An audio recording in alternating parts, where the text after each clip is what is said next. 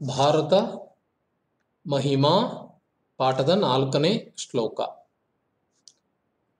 ಏನು ಹೇಳ್ತಾ ಇದೆ 4ನೇ ಶ್ಲೋಕ? ಶೇರ್ ಮಾಡ್ತೇನೆ, ಒಂದು ನಿಮಿಷ.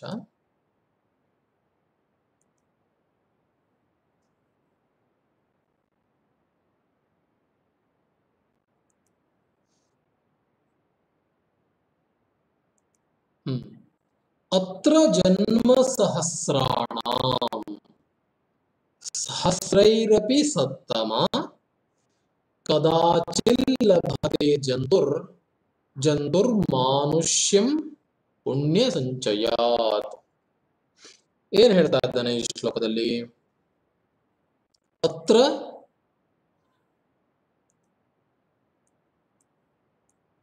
ಒಂದು ನಿಮಿಷ.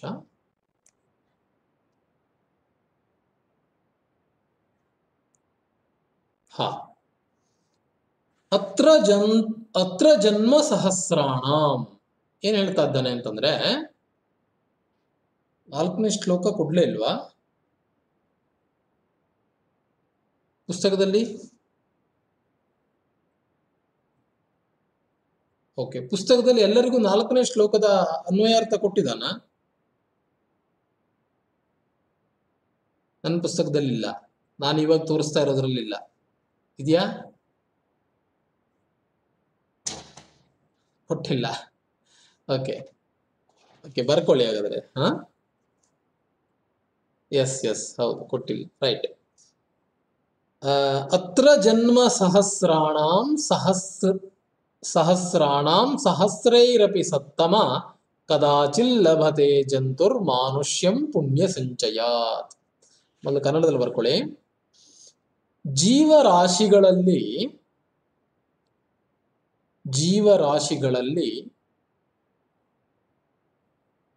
ಮನುಷ್ಯ ಜನ್ಮ ಶ್ರೇಷ್ಠವಾದದ್ದು.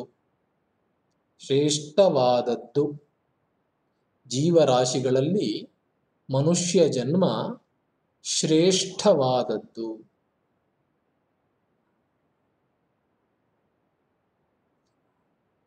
ಸಾವಿರ ಜನ್ಮಗಳಲ್ಲಿ ಒಮ್ಮೆ ಮಾತ್ರ ಮನುಷ್ಯ ಜನ್ಮವನ್ನು ತಾಳಲು ಸಾಧ್ಯ. 1000 ಜನ್ಮಗಳಲ್ಲಿ ಒಮ್ಮೆ ಮಾತ್ರ ಮನುಷ್ಯ ಜನ್ಮವನ್ನು ತಾಳಲು ಸಾಧ್ಯ.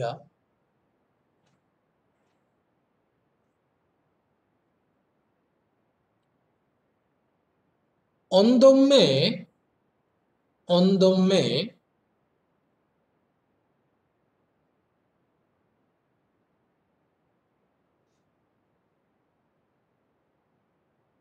ಮನುಷ್ಯನಾಗಿ ಜನಿಸಲು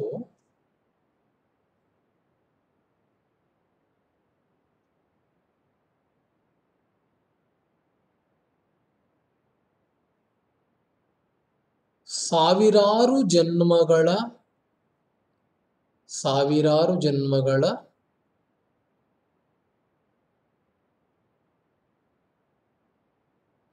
ಪುಣ್ಯ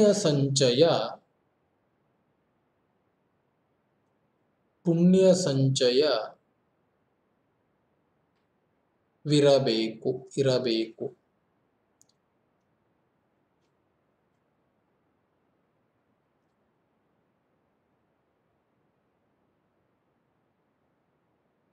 ಏನು ಹೇಳಿದಾನೆ?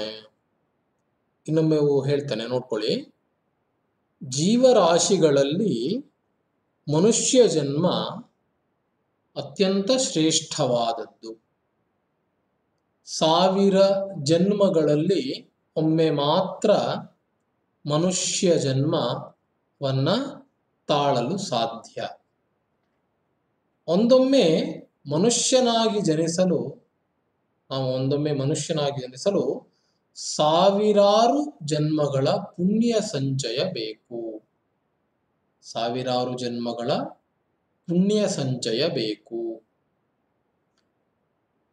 ಏನ್ ಹೇಳಲಿಕ್ಕೆ ಹೊರಟಿದ್ದಾನೆ?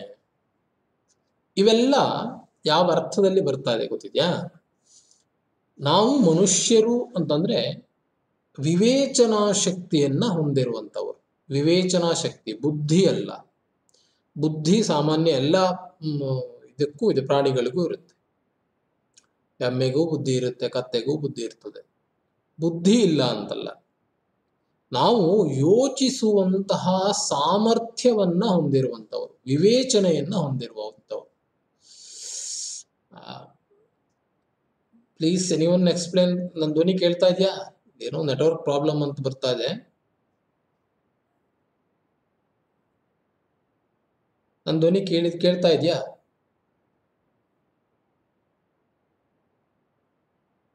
ಕೇಳ್ತಾ ಇದೆ. ಓಕೆ, ವಿಡಿಯೋ ಬರ್ತಾ ಇಲ್ಲ. ಓಕೆ, ಏನೋ ಸ್ವಲ್ಪ ನೆಟ್ವರ್ಕ್ ಏನೋ ಒಂದು ಸ್ವಲ್ಪ ಹ್ಯಾಂಗ್ ಆಗ್ತಾ ಇದೆ ಇವತ್ತು. ಓಕೆ, ವಾಯ್ಸ್ ಕೇಳ್ತಾ ಇದೆ, ಸಾಕು, ಕೇಳಿಸ್ಕೊಳ್ಳಿ ಸಾಕು. ಏನ್ ಹೇಳ್ತಾ ಇದ್ದೆ ನಾನು? ಮನುಷ್ಯನಿಗೆ ಮಾತ್ರ ಸರಿ ತಪ್ಪುಗಳು ಅರಿವಾಗ್ತದೆ. ಇದು ಸರಿ, ಇದು ತಪ್ಪು ಅನ್ನುವಂಥದ್ದು.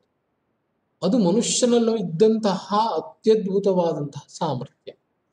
ಅವನಿಗೊಂದೇ ಅದು ಗೊತ್ತಾಗುವಂಥದ್ದು, ಇದನ್ನು ಮಾಡಿದ್ರೆ ಸರಿ, ಇದನ್ನು ಮಾಡಿದ್ರೆ ತಪ್ಪು ಅಂತ. ನೀವು ನಾಯಿಗಳಿಗೆ ಟ್ರೈನಿಂಗ್ ಕೊಡ್ಬೋದು ಒಂದ್ ಸ್ವಲ್ಪ, ಅದು ತಪ್ಪು ಸರಿ ಅಂತ. ಟ್ರೈನ್ ಕೊಡ್ಲಿಕ್ಕಾದ್ರೂ ಮನುಷ್ಯನೇ ಮತ್ತೆ ಬೇಕಲ್ಲ, ಅವಾಗ ಅವಕ್ಕೆ ಸ್ವಾಭಾವಿಕವಾಗಿ ಬರೋದಿಲ್ಲ ಅದು. ಮನುಷ್ಯನಲ್ಲಿ ವಿವೇಚನಾ ಶಕ್ತಿ ಇದೆ. ಮನುಷ್ಯ ತಾನು ಇರುವಷ್ಟು ದಿವಸ ಎಷ್ಟು ಒಳ್ಳೆಯ ಕೆಲಸದಲ್ಲಿ ತೊಡಕೊಳ್ತಾನೋ ಅಷ್ಟು ತೊಡಕೊಳ್ಬೇಕು. ದುರ್ಮಾರ್ಗ ಹಿಡಿಬಾರದು, ಕೆಟ್ಟ ಮಾರ್ಗವನ್ನ ಹಿಡಿಬಾರದು. ಹಾಗೆ ಅದೇ ಉದ್ದೇಶವೇ ಎಲ್ಲ ಕಡೆನೂ ಹೇಳ್ತಾನೆ. 1000 ಜನ್ಮಗಳಲ್ಲಿ ಒಮ್ಮೆ ನಮಗೆ ಮನುಷ್ಯ ಜನ್ಮ ಅನ್ನುವಂಥದ್ದು ಸಿಗತ್ತೆ.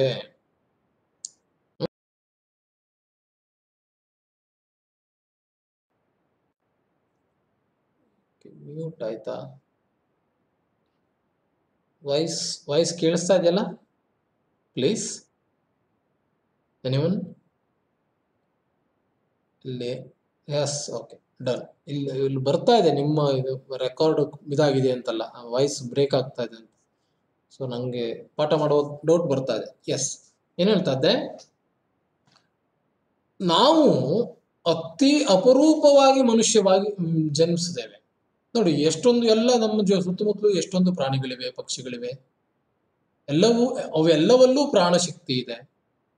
ಸತ್ತ ಮೇಲೆ ಆ ಪ್ರಾಣಶಕ್ತಿ ಇರೋದಿಲ್ಲ. ಪ್ರತಿಯೊಂದಕ್ಕೂ ತನ್ನದೇ ಆದಂತಹ ಒಂದು ಚೈತನ್ಯ ಇದೆ. ನಾವು ಮನುಷ್ಯರು ಚೈತನ್ಯವನ್ನ ಬೆಳೆಸ್ಕೊಂಡಿದ್ದೇವೆ. ಆದ್ರೆ ನಮಗೆ ಎಲ್ಲವೂ ಗೊತ್ತಾಗುವಷ್ಟು ಬುದ್ಧಿಶಕ್ತಿ ಇದೆ, ವಿವೇಚನಾ ಶಕ್ತಿ ಇದೆ. ನಮಗೆ ಇದು ಸಿಕ್ಕಿರುವಂಥದ್ದು ಅತ್ಯಂತ ವಿರಳವಾಗಿ ಸಿಕ್ಕಿದೆ. ಹಾಗಾಗಿ ಅಲ್ಲಿ ಸ್ವಲ್ಪ ವಿಶೇಷವಾಗಿ ಹೇಳ್ತಾ ಇದ್ದೇನೆ. 1000 ಅಂದ್ರೆ 1000ನೇ ಆಗ್ಬೇಕು ಅಂತಲ್ಲ, ಎಕ್ಸಾಕ್ಟ್ ನಂಬರ್ ಆಫ್ ಇದಲ್ಲ, ಅದು ಇಯರ್ ಅಲ್ಲ. ಸಾವಿರಾರು ವರ್ಷಗಳಲ್ಲಿ ನಮಗೆ ಒಮ್ಮೆ ಮನುಷ್ಯ ಜನ್ಮ ಸಿಕ್ಕಿದೆ. ಇದು ಅತ್ಯಂತ ಏನು ಹೇಳ್ತಾ ಇದ್ದೇನೆ, ಮನುಷ್ಯ ಜನ್ಮವನ್ನ ಏನು ಇದು ನಮ್ಗೆ ಎಷ್ಟೋ ಜನ್ಮಗಳ ಪುಣ್ಯ ನಾವು ಅವಾಗಿಂದ ಪುಣ್ಯ ಮಾಡ್ಕೊಂಡು ಬಂದಿರೋದ್ರಿಂದ ಸಿಕ್ಕಿರುವಂಥದ್ದು. ಇದನ್ನ ಕೆಟ್ಟ ಕೆಲಸಗಳಿಗೆ ಬಳಕೆ ಮಾಡ್ಕೊಳ್ಬಾರದು. ಇದು ಅದ್ಭುತವಾದಂತಹ ಜೀವನ ನಮಗೆ ಸಿಕ್ಕಿರುವಂಥದ್ದು, ಭಗವಂತನ ಒಂದು ಕೊಡುಗೆ, ನಮಗೆ ಗಿಫ್ಟ್ ಅದು. ನಾವು ಇದನ್ನ ಸದುಪಯೋಗ ಮಾಡಿಕೊಳ್ಳೋಣ. ಮುಕ್ತಿಯ ಮಾರ್ಗವನ್ನ ಹೇಳ್ತಾರೆ ನಮ್ಮ ಧರ್ಮದಲ್ಲಿ. ಮುಕ್ತಿ ಅಂತಂದ್ರೆ ಮತ್ತೊಮ್ಮೆ ಜನ್ಮ ನಮಗೆ ಸಿಗಬಾರ್ದು. ಸ್ವರ್ಗ ಪ್ರಾಪ್ತಿಯಾದರೂ ಅಂತ ಶಬ್ದ ಬರುತ್ತಲ್ಲ, ಸ್ವರ್ಗ ಸಿಗೋದು ಅಂತೆಲ್ಲ ಕೇಳಿದ್ದೇವೆ ನಾವು. ಏನ್ ಸ್ವರ್ಗ ಅಂತಂದ್ರೆ ಉತ್ತಮ ಕೆಲಸಗಳಿಂದ ಸ್ವರ್ಗ, ಅಧಮ ಕೆಲಸಗಳಿಂದ ನರಕ, ಕೆಟ್ಟ ಕೆಲಸಗಳಿಂದ ನರಕ, ಒಳ್ಳೆಯ ಕೆಲಸಗಳಿಂದ ಸ್ವರ್ಗ ಅಂತ ಭಾವನೆ ನಮ್ದು. ನಾವು ಹಾಗೆ ಇಟ್ಕೊಳ್ಬೇಕು ಕೂಡ. ಯಾಕೆಂದ್ರೆ ಇಲ್ಲದಿದ್ರೆ ಸಮಾಜ ಹಾಳಾಗ್ಬಿಡುತ್ತದೆ. ನಮ್ಮಲ್ಲಿ ಆ ಭಾವನೆ ಇರಬೇಕು. ನಾವು ಕೆಟ್ಟ ಕೆಲಸ ಮಾಡಿದ್ರೆ ನಮ್ಗೆ ನರಕ ಸಿಗ್ತದೆ, ಹಾಗೆ ಇರಬೇಕು ಅದು. ನಾವು ಒಳ್ಳೆಯ ಕೆಲಸ ಮಾಡೋದ್ರಿಂದ ನಮ್ಮ ಮುಂದಿನ ಜನ್ಮದಲ್ಲಿ ಒಂದು ಒಳ್ಳೆಯ ಯೋನಿಯಲ್ಲಿ ಹುಟ್ಟಬಹುದು, ಒಳ್ಳೆಯ ಮಾರ್ಗದಲ್ಲಿ ಹುಟ್ಟಬಹುದು. ನಾವು ಅಪರೂಪಕ್ಕೆ ಸಿಕ್ಕಿರುವಂತಹ ಜನ್ಮ ನಮಗೆ ಇದು. ಈ ಜನ್ಮವನ್ನ ನಾವು ಏನ್ ಮಾಡ್ಕೊಳ್ಳೋಣ? ಅತ್ರ ಜನ್ಮ ಸಹಸ್ರಾಣಾಂ ಸಹಸ್ರೈರಪಿ ಸತ್ತಮ. ಅತ್ರ ಜನ್ಮ ಸಹಸ್ರಾಣಂ, ಇಲ್ಲಿ ಜನ್ಮಿಸಲಿಕ್ಕೆ ನಮ್ಗೆ ಸಾವಿರಾರು ವರ್ಷಗಳ ನಮ್ಮ ಕರ್ಮ ಫಲ, ಪುಣ್ಯ ಫಲವೇ ಸಾಕ್ಷಿ. ಅದರಿಂದನೇ ನಾವಿಲ್ಲಿ ಜನ್ಮವನ್ನ ಪಡೆದಿದ್ದೇವೆ. ಸಾವಿರಾರು ಜನ್ಮದಲ್ಲಿ ಒಮ್ಮೆ ಮಾತ್ರ ಮನುಷ್ಯನಾಗಿ ಹುಟ್ಟಲಿಕ್ಕೆ ಸಾಧ್ಯ. ಕದಾಚಿತ್ ಲಭತೆ ಜಂತು, ಕದಾಚಿತ್ ಲಭತೆ, ಕದಾಚಿತ್ ಲಭತೆ ಅಂತ ಆಗತ್ತೆ. ಕದಾಚಿತ್ ಕದಾಚಿತ್ ಕೆಲವೊಮ್ಮೆ, ಒಮ್ಮೆ ಅಪರೂಪದಲ್ಲಿ, ಲಭತೆ ಸಿಗುತ್ತದೆ, ಜಂತು ಮನುಷ್ಯ, ಮನುಷ್ಯನಿಗೆ. ಜಂತು ಅಂತಂದ್ರೆ ಜೀವಿ, ಪ್ರಾಣಿ ಅಂತ ಅರ್ಥ. ಮನುಷ್ಯ ಜನ್ಮ ಅಂತ ಅರ್ಥ ಇಲ್ಲಿ ಜಂತು ಅಂತ ಹೇಳಲಿಕ್ಕೆ. ಪುಣ್ಯ ಸಂಚಯ, ಪುಣ್ಯ ಸಂಚಯವನ್ನ ನಾವು ಸಾವಿರಾರು ವರ್ಷದ ಪುಣ್ಯ ಸಂಚಯದಿಂದ ಇದನ್ನ ಪಡ್ಕೊಂಡಿದ್ದೇವೆ, ಈ ಜನ್ಮವನ್ನ. ಇದನ್ನ ವ್ಯರ್ಥವಾಗಿ ಹೋಗ್ಲಿಕ್ಕೆ ಬಿಡಬಾರದು. ನಾವು ಸುಮ್ಮನೆ ಬೆಳಗ್ಗೆ ಎದ್ದು ತಿಂಡಿ ತಿಂದ, ಊಟ ಮಾಡ್ದ, ಮಲಗ್ದ, ಮತ್ತೆ ದಿವಸ ಬೆಳಗಾಗುತ್ತೆ, ಬೇಡ ಅಂದ್ರೂ ದಿನ ಕಳೆಯುತ್ತೆ. ದಿನ ಕಳೀಲಿಕ್ಕೆ ಏನೂ ತೊಂದರೆ ಇಲ್ಲ. ಆದರೆ ಇರುವಂತಹ ಸಂದರ್ಭದಲ್ಲಿ ನಾವು ಎಷ್ಟು ಒಳ್ಳೆಯ ಕೆಲಸಗಳನ್ನ ಮಾಡ್ತೇವೆ ಅನ್ನೋದು ಮುಖ್ಯ. ಕೇವಲ ನಾವು ಪ್ರತಿ ವರ್ಷ ಬಂದಾಗ ಬರ್ಡೇ ಮಾಡಿಕೊಂಡು ಸಂಭ್ರಮ ಪಡುವಂಥದ್ದು ಅಂತಲ್ಲ. ನನ್ನೊಂದು ವರ್ಷ, ನಾನೀಗ 17, 14, 13, 12 ಎಲ್ಲ ಶುರುವಾಗತ್ತೆ. ನಿಮ್ಗೆ 11 ವರ್ಷ, ನಂಗೀಗ 12 ವರ್ಷ, ನಂಗೀಗ 13 ವರ್ಷ, ನಾನೀಗ 14ನೇ ವರ್ಷದಲ್ಲಿದ್ದೇನೆ, 15ನೇ ವರ್ಷದಲ್ಲಿದ್ದೇನೆ, ಖುಷಿ ಪಡ್ತೀರಿ. ಇಲ್ಲ, ಅದು ಖುಷಿ ಅಲ್ಲ, ಅದು ನಿಜವಾಗಿಯೂ ಅದು ದುಃಖ. ಯಾಕೆಂತಂದ್ರೆ ನಿಮಗೆ ಸಿಕ್ಕಿದ್ದೇ ಒಂದು ಲಿಮಿಟೆಡ್ ಪೀರಿಯಡ್ ಲೈಫ್. 80 ವರ್ಷ, 85 ವರ್ಷ, 90 ವರ್ಷ, ಮ್ಯಾಕ್ಸಿಮಮ್ 100 ವರ್ಷ, ಅಷ್ಟೇ ವರ್ಷ ಇರೋದು. ಅಷ್ಟರಲ್ಲಿ 1 ವರ್ಷ ಕಳೆದೋಯ್ತು ನಿಮ್ಮದು. ಅಷ್ಟು ವರ್ಷದಲ್ಲಿ 1 ವರ್ಷ ನಿಮ್ದು ಕಳೆದು ಹೋಗುತ್ತೆ. ನೀವು 1 ವರ್ಷ ಹೆಚ್ಚಿಗೆ ಆಯ್ತು ಅಂತ ಖುಷಿ ಪಟ್ಕೊಳ್ಬೇಡಿ, ನಿಮ್ಗೂ ವಯಸ್ಸು ಹೆಚ್ಚಾಯ್ತು ಅಂತ. 1 ವರ್ಷ ಕಳೀತು ಅಂತ ದುಃಖ ಪಟ್ಕೊಳ್ಳಿ. ನಿಜವಾಗಿ ನಾನೇನೂ ಮಾಡಿದೆ, ನನ್ನ 1 ವರ್ಷ ಕಳೀತು. ಹುಟ್ಟುದಬ್ಬ ಸಂಭ್ರಮ ಬೇಕು, ಸಂಭ್ರಮ ಬೇಡ ಅಂತಲ್ಲ. ಆದರೆ ಅವತ್ತಿಗೆ ನಿಮ್ಮ 1 ವರ್ಷದ ಕಾಲ ಕಳೆದೋಯ್ತು, ಅದು ನಿಮ್ಗೆ ಮತ್ತೆ ಸಿಗೋದಿಲ್ಲ. ನೀವು ಲಿಮಿಟೆಡ್ 80 ವರ್ಷ ಬದುಕ್ತೀರಿ ಅಂತ ಇಟ್ಕೊಳ್ಳಿ. ಈಗ 15ನೇ ವರ್ಷದಲ್ಲಿದ್ದೀರಿ, 16ನೇ ವರ್ಷಕ್ಕೆ 3 ವರ್ಷ ಹೋಗ್ತೀರಿ, 14 ವರ್ಷ ಕಳೆದೋಯ್ತು ನಿಮ್ಮಿಂದ. ಅದು ನಿಮಗದು ಮತ್ತೆ ದೊರೆಯೋದಿಲ್ಲ. ಇರುವಂತಹ ಜೀವನದಲ್ಲಿ ಹೇಗಿರ್ಬೇಕು, ನಾವು ಒಳ್ಳೆಯ ಕೆಲಸಗಳನ್ನ ಮಾಡಿ, ಒಳ್ಳೆಯ ಮಾರ್ಗದಲ್ಲಿ ಸಾಗಿ, ಏನು ನಮ್ಮ ಪುಣ್ಯ ಸಂಚಯವನ್ನ ನಾವು ಮಾಡ್ಕೊಳ್ಬೇಕು ಅಂತ ಹೇಳ್ತಾ ಇದ್ದಾನೆ. Yes, clear clear. ಕನ್ನಡದಲ್ಲಿ ಇಟ್ಕೊಳ್ಳಿ ಸಾಕು, ತೊಂದರೆ ಇಲ್ಲ. ಧ್ವನಿ ಕೇಳ್ತಾ ಇದೆಯಾ?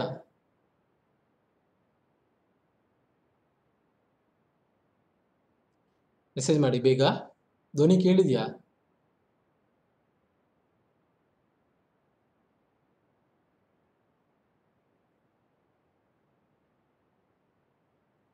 Okay okay, done. ನೆಕ್ಸ್ಟ್ ಶ್ಲೋಕ 5ನೇದು. ಗಾಯಂತಿ ದೇವಾ ಕಿಲ ಗೀತಕಾನಿ ಧನ್ಯಾಸ್ತುತೆ ಭಾರತ ಭೂಮಿ ಭಾಗೆ ಸ್ವರ್ಗಾಪವರ್ಗಾಸ್ಪದ ಮಾರ್ಗಭೂತೆ ಭವಂತಿ ಭೂಯಃ ಪುರುಷಾಃ ಸುರತ್ವಾತ್. ದೇವಾಃ ಏವಂ ಪ್ರಶಂಸಂತಿ ದೇವಾಃ ಏವಂ ಪ್ರಶಂಸಂತಿ. ದೇವತೆಗಳು ಹೀಗೆ, ಏವಂ ಈ ರೀತಿಯಾಗಿ ಪ್ರಶಂಸೆಯನ್ನ ಮಾಡುತ್ತಿದ್ದಾರೆ, ಹೊಗಳುತ್ತಿದ್ದಾರೆ. ಪ್ರಶಂಸೆ, ದೇವತೆಗಳು ಈ ರೀತಿಯಾಗಿ ಹೀಗೆ ಕೂಡ ಹೊಗಳುತ್ತಾ ಇದ್ದಾರೆ. ಹೇಗೆ? ಅಸ್ಮಿನ್ ಭಾರತೆ ದೇಶೇ ಯೇ ಪುರುಷಾಃ ಜನ್ಮ ಪ್ರಾಪ್ನುವಂತಿ ತೇ ಏವ ಧನ್ಯಾಃ. ಅಸ್ಮಿನ್ ಭಾರತ ದೇಶೇ, ಈ ಭಾರತ ಭೂಮಿಯಲ್ಲಿ, ಈ ಭಾರತ ದೇಶದಲ್ಲಿ. ಎಸ್, ಬರ್ಕೊಳ್ಳಿ. ದೇವಾಃ ಏವಂ ಪ್ರಶಂಸಂತಿ. ದೇವತೆಗಳು ಈ ರೀತಿಯಾಗಿ ಹೊಗಳುತ್ತಿದ್ದಾರೆ. ಯಾವ ರೀತಿಯಾಗಿ? ಅಲ್ಲೇ ಕೊಟ್ಟಂಗೆ ಒಂದು ಹೈಫನ್ ಕೊಟ್ಕೊಂಡು, ಅಸ್ಮಿನ್ ಭಾರತೆ ದೇಶೇ, ಅಸ್ಮಿನ್ ಭಾರತ ದೇಶೇ, ಈ ಭಾರತ ದೇಶದಲ್ಲಿ, ಯೇ ಪುರುಷಾಃ, ಯಾವ ಪುರುಷರು ಅಂತಂದ್ರೆ, ಪುರುಷ ಅಂದ್ರೆ ಗಂಡು ಅಂತ ಅರ್ಥ ಅಲ್ಲ. ಪುರುಷ ಅಂತಂದ್ರೆ ಇಲ್ಲಿ ಸಮತ್ವದಲ್ಲಿ ಗಂಡು ಹೆಣ್ಣು ಎಲ್ಲರೂ ಸೇರಿ ಪುರುಷಾಃ. ಈ ಭಾರತದಲ್ಲಿ ಯಾವ ಪುರುಷರು ಜನ್ಮ ಪ್ರಾಪ್ನುವಂತಿ ತೇ ಏವ ಧನ್ಯಾಃ, ಜನ್ಮವನ್ನು ಹೊಂದುತ್ತಾರೋ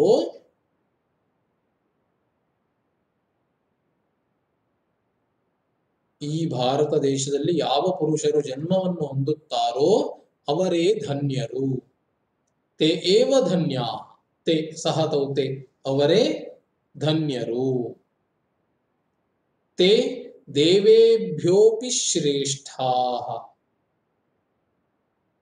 ಅವರಿಂದ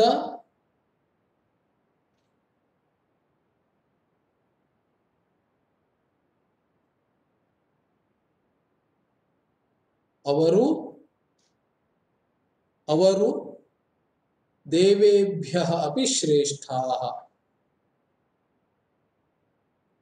ಏನ್ ಬರ್ಕೊಂಡ್ರಿ? ಅವರಿಂದ ಆರಾಧಿಸಲ್ಪಡುವ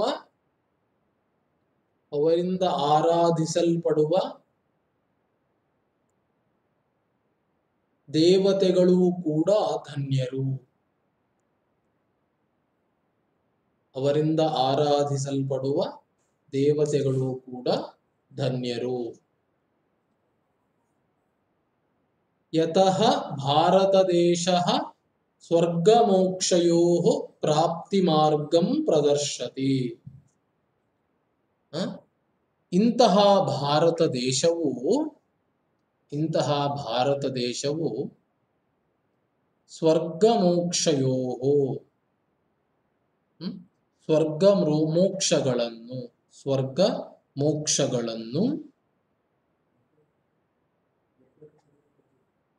ಮೋಕ್ಷಗಳನ್ನು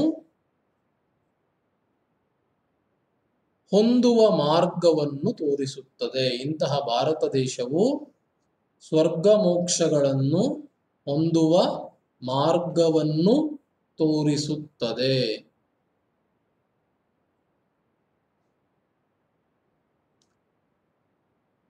ಬರ್ಕೊಂಡ್ರ? ಇನ್ನೊಂದ್ಸಲ ಹೇಳ್ತೇನೆ ನೋಡಿ. ದೇವತೆಗಳು ಕೂಡ ಹೀಗೆ ಪ್ರಶಂಸಿಸುತ್ತಾರೆ.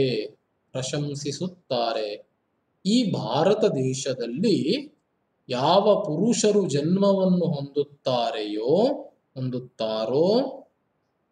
ಅವರೇ ಧನ್ಯರು. ಅವರಿಂದ ಆರಾಧಿಸಲ್ಪಡುವ ದೇವತೆಗಳು ಕೂಡ ಧನ್ಯರು. ಇಂತಹ ಭಾರತ ದೇಶವು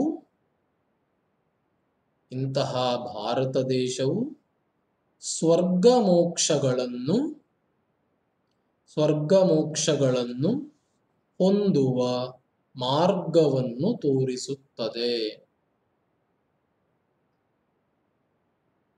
ಓಕೆ, ಬರ್ಕೊಂಡ್ರ? ಗಾಯಂತಿ ದೇವಾಹ ಕಿಲ ಗೀತಕಾನಿ. ಗಾಯಂತಿ ದೇವಾಹ ಗಾಯಂತಿ ಗಾಯನ ಅಂತಂದ್ರೆ ಹಾಡು ಅಂತ ಒಂದೇ ಅಲ್ಲ, ಗಾಯನ ಅಂತಂದ್ರೆ ಪ್ರಶಂಸೆ ಅಂತ ಕೂಡ ಅರ್ಥ. ಗಾಯಂತಿ ದೇವಾಹ ಕಿಲ ಗೀತಕಾನಿ. ದೇವಾಹ ಗೀತಕಾನಿ ಗಾಯಂತಿ ಕಿಲ. ಅವರು ಕೂಡ ಹಾಡು ಹೇಳ್ತಾರೆ, ಪ್ರಶಂಸೆಯನ್ನ ಮಾಡ್ತಾರೆ ಭಾರತದಲ್ಲಿ ಜನಿಸಿದಂತವ್ರದ್ದು. ಧನ್ಯಾಸ್ತುತೆ ಭಾರತ ಭೂಮಿ ಭಾಗೆ ಯೇ ಜನ್ಮಂ ಪ್ರಾಪ್ನುವಂತಿ ತೇ ಏವ ಧನ್ಯಾ, ಅವರೇ ಧನ್ಯರು. ಯಾಕೆ? ಸ್ವರ್ಗ ಮೋಕ್ಷಯೋ ಪ್ರಾಪ್ತಿ ಮಾರ್ಗಂ ಪ್ರದರ್ಶಯತಿ. ಭಾರತ ದೇಶವು ಸ್ವರ್ಗಕ್ಕೆ ಮೋಕ್ಷಕ್ಕೆ ಹೋಗುವ ದಾರಿಯನ್ನೇ ತಿಳಿಸ್ಕೊಡುತ್ತದೆ. ಅಂದ್ರೆ ಅಷ್ಟೊಂದು ತತ್ವಜ್ಞಾನ ಭಾರತದಲ್ಲಿದೆ. ಭಾರತೀಯ ಒಂದು ವಿವೇಚನಾ ಶಕ್ತಿ ಏನಿದೆ, ಭಾರತೀಯರ ಒಂದು ಮಾರ್ಗ ಏನಿದೆ, ಸ್ವರ್ಗ ಮೋಕ್ಷದ ಪ್ರಾಪ್ತಿಗೆ ಬೇಕಾದಂತಹ ಯೋಚನೆಗಳು, ಜ್ಞಾನ ನಮ್ಮಲ್ಲಿದೆ. ಹಾಗಾಗಿ ಭಾರತದಲ್ಲಿ ಇರುವವರೇ ಧನ್ಯರು ಅಂತ ಹೇಳ್ತಾ ಇದ್ದಾನೆ. ಅರ್ಥ ಆಗಿದ್ಯಾ? ಕ್ಲಿಯರ್? ಮೆಸೇಜ್ ಮಾಡಿ. ಇನ್ನೊಂದು ಶ್ಲೋಕ ಇದೆ, ಮುಗಿಸ್ಬಿಡೋಣ. ನೆಕ್ಸ್ಟ್ ಕ್ಲಾಸ್ ವೇಟ್ ಮಾಡ್ತಾ ಇದ್ದೇನೆ ಮಾತಾಜಿ. ನನ್ನ ಧ್ವನಿ ಕೇಳಿಸಿದ್ಯಾ? ಪಾಠ ಮಾಡಿದ ಅರ್ಥ ಆಗಿದೆಯಾ?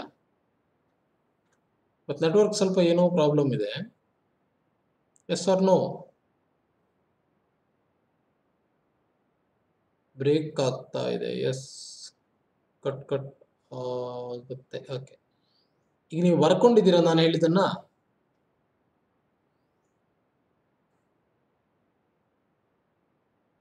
ಎಸ್, ಇಲ್ಲಿ ನೆಟ್ವರ್ಕ್ ಇವತ್ತೇನೋ ಸ್ವಲ್ಪ ಪ್ರಾಬ್ಲಮ್ ಇದೆ. ಓಕೆ, ಆಮೇಲೆ ಬೇಕಾದ್ರೆ ಸ್ವಲ್ಪ ಏನು ಅಂತಂದ್ರೆ ವಿಡಿಯೋ ಇನ್ನೊಮ್ಮೆ ನೋಡಿ ನೀವು ಬರ್ಕೊಂಡು ಆಗಿದ್ದಲ್ಲಿ. ಓಕೆ, ಏನಾದ್ರು ತಪ್ಪು ಹೋಗಿದೆ ಅಂತ ಆದ್ರೆ. ಯಸ್, ಓಕೆ, ಇನ್ನೊಂದು ಶ್ಲೋಕ ಇದೆ, ಮುಗಿಸ್ಬಿಡೋಣ.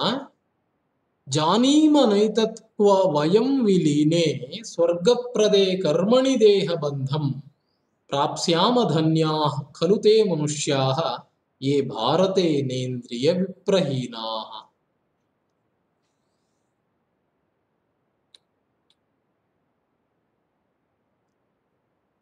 ಓಕೆ, ಬರ್ಕೊಳ್ಳಿ.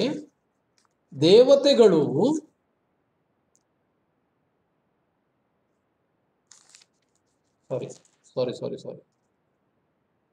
ಸಾರಿ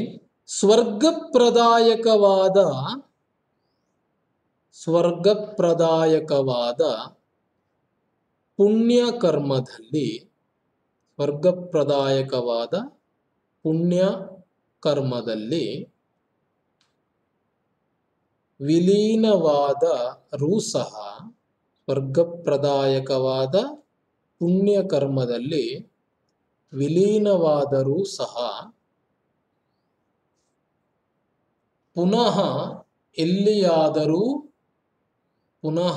ಎಲ್ಲಿಯಾದರೂ ದೇಹಬಂಧವನ್ನು ಹೊಂದುತ್ತೇವೆ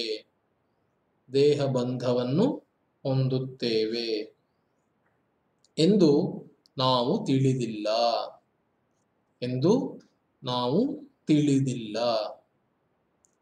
ಭಾರತ ದೇಶದಲ್ಲಿರುವ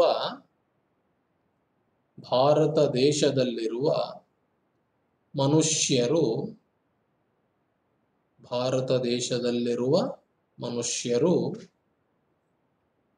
ಇಂದ್ರಿಯ ಶಕ್ತಿ ಸಹಿತರಾಗಿದ್ದು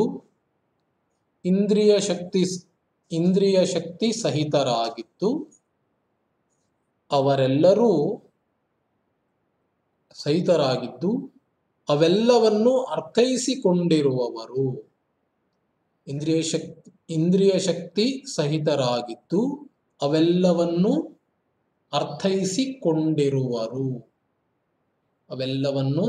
ಅರ್ಥೈಸಿಕೊಂಡಿರುವರು. ಅಂತಹ ಮನುಷ್ಯರೇ ಧನ್ಯರು. ಈ ಶ್ಲೋಕದ ಅರ್ಥವನ್ನ ಇನ್ನೊಮ್ಮೆ ನಾನು ಹೇಳ್ತೇನೆ. ಇದನ್ನ ಕನ್ನಡದಲ್ಲಿ ನೀಟಾಗಿ ಬರೆದಿಟ್ಕೊಳ್ಳಿ. ಮುಂದಿನ ಕ್ಲಾಸ್ನಲ್ಲಿ ಪಾಠವನ್ನು ಮುಂದುವರಿಸೋಣ. 5 ನಿಮಿಷ ಬ್ರೇಕ್ ತಗೊಳ್ಳಿ. ಸೌಮ್ಯ ಮಾತಾಜಿ ವೇಟ್ ಮಾಡ್ತಾ ಇದ್ದಾರೆ. ಅವ್ರ ಕ್ಲಾಸನ್ನ ಮುಂದೆ ನಿರ್ವಹಿಸ್ತಾರೆ. Okay, thank you.